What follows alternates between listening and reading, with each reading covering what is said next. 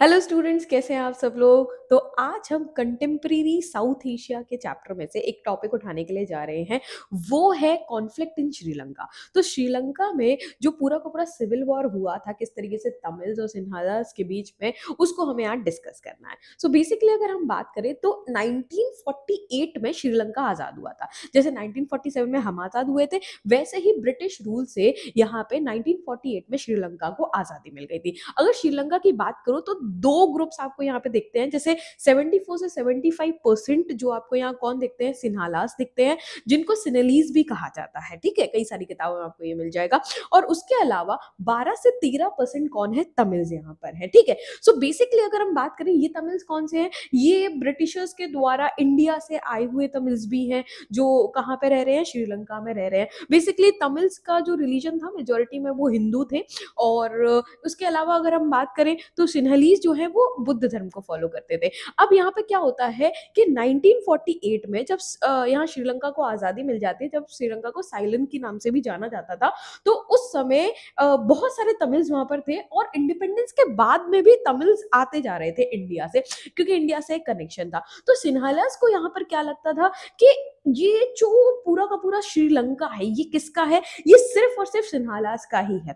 और यहाँ पर 1948 में जब श्रीलंका में गवर्नमेंट आती है, रिप्रेजेंटेटिव डेमोक्रेसी आती है, तो उसमें भी मेजॉरिटी रिप्रेजेंटेशन होता है। मेजॉरिटी मतलब कि पार्टी किसकी बनेगी, जो मेजॉरिटी में। तो सिन्हालास की गवर्नमेंट होती है और वो क्या करते हैं, वो जितने भी रूल्स हैं वो फेवर में निकालते हैं अपनी कम्युनिटी के। ठीक है, तो तमिल्स बहुत ज्यादा डिप्राइव हो रहे थे, तमिल्स का एक्सप्लॉइटेशन भी हो रहा था, उनको जॉब्स भी नहीं मिल रही थी। और एक तरीके से क्या है, जब तक ब्रिटिशर्स के टाइम पे इंग्लिश ऑफिशियल लैंग्वेज थी, पर यहाँ पे इंग्लिश को भी हटा दिया गया था। ठीक है, सिन्हालीज जो है वो लैंग्वेज लगा दी, तमिल बहुत ज्यादा परेशान थे।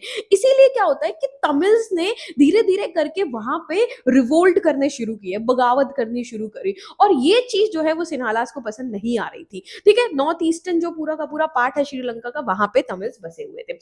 1976 में बहुत सारी बेसिकली क्या बनती है, अगर तमिल्स ने अपनी अपनी मतलब पार्टीज बना ली थी, पर जो सबसे ज्यादा पावरफुल और इन्फ्लुएंशियल पार्टी थी वो थी LTTE, Liberation Tigers of Tamil Eelam. Basically 1983 से तो इन्होंने अटैक करने शुरू कर दिए थे, जो जो श्रीलंका की सरकार है, मतलब सिन्हालास के ऊपर बिल्कुल अटैक पर ये उतर आए थे। और इन्होंने मांग करनी शुरू कर दी तमिल एलम की। इसका मतलब क्या, एक सेपरेट तमिल्स के लिए आप कंट्री चाहिए। पूरा का पूरा श्रीलंका मतलब दो पार्ट में डिवाइड होगा और इनके लिए पूरी की पूरी क्या होगी, कंट्री होगी। मतलब मिलिटेंट मूवमेंट इन्होंने शुरू कर दिए थे, हथियार उठा लिए थे और ये क्या करना शुरू कर दिए, मारना शुरू कर दिए। और इसमें ये भी मतलब हमें पता चला है कि 1983 से 2009 तक ये पूरा सिविल वॉर का जो है पूरा का पूरा हिस्सा चला, 2 डिकेड्स तक मतलब बेसिकली। और इसमें 1.5 लाख से ज्यादा लोग मारे गए, ये एस्टिमेशन माना जाता है। तो क्या हो रहा था तब, ये चल रहा था पूरा पूरा मूवमेंट। और इसमें इंडिया का रोल क्या है, मतलब हम इसको क्यों पढ़ रहे हैं, क्योंकि यहाँ पर, क्योंकि इंडिया में भी तमिलनाडु तो है बेटा,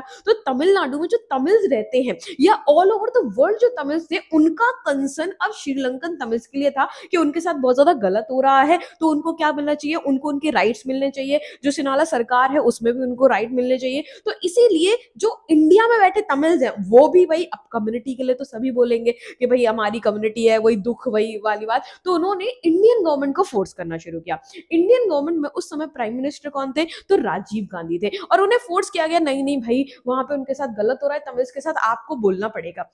तो इंडियन गवर्नमेंट ने टाइम टू टाइम रिस्पॉन्ड भी किया, टाइम टू टाइम जो श्रीलंकन गवर्नमेंट है उससे बात करी और वहां पर क्या करने की कोशिश करी कि भाई आप सब कुछ सही कर लो, उनको थोड़े से राइट्स अधिकार दे लो। पर कोई भी चीज सही नहीं हो रही थी। तो उसके बाद में जब बहुत ज्यादा दिक्कतें बढ़ने लग गई श्रीलंका और सिन्हालास के बीच में, तब वो यहाँ पे डायरेक्टली इंडियन गवर्नमेंट ने क्या किया, अपना इंटरवेन किया 1987 में। मतलब अभी तक इंडियन गवर्नमेंट क्या थी भाई, दूर से बात कर रही है, सपोर्ट कर रही है तमिल्स को। लेकिन अब जब तमिल्स की कंडीशन बहुत ज्यादा खराब होती चली जा रही है, तो यहाँ पर सीधे अब सोचा मदद करने का 1987 में, डायरेक्ट पॉलिटिक्स में मतलब डायरेक्टली मदद करने के लिए घुस गई। तो यहाँ पे पहले तो श्रीलंकन गवर्नमेंट ने, सिन्हालास ने रोका कि भाई आप गलत कर रहे हो। लेकिन यहाँ पर जब कोई भी चीज यहाँ पर नहीं समझ में आई थी कंक्लूजन, तो श्रीलंकन गवर्नमेंट और किसके बीच में, इंडियन गवर्नमेंट राजीव गांधी के बीच में एक अकॉर्ड साइन हुआ। मतलब एक पीस ट्रिटी साइन हुई कि अब देखो, अब पॉलिटिक्स, अब किसमें क्या इन्वॉल्व है,